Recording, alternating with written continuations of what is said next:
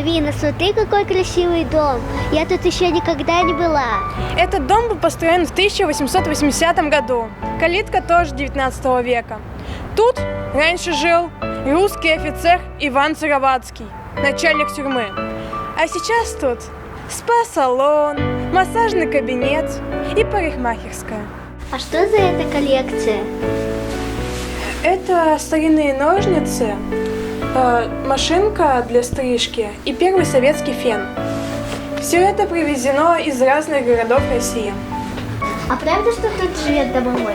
Да, но он добрый.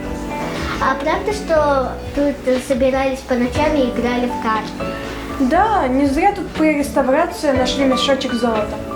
Сабина, а это все старинные? Да, ступеньки, окна.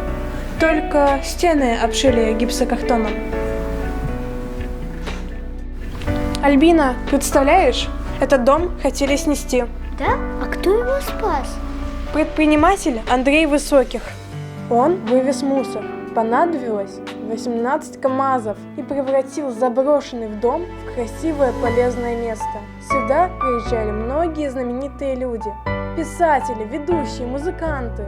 Космонавт Федор Юхчихин тоже побывал здесь, а потом развернул прямо в космосе флаг Якутска в день рождения города.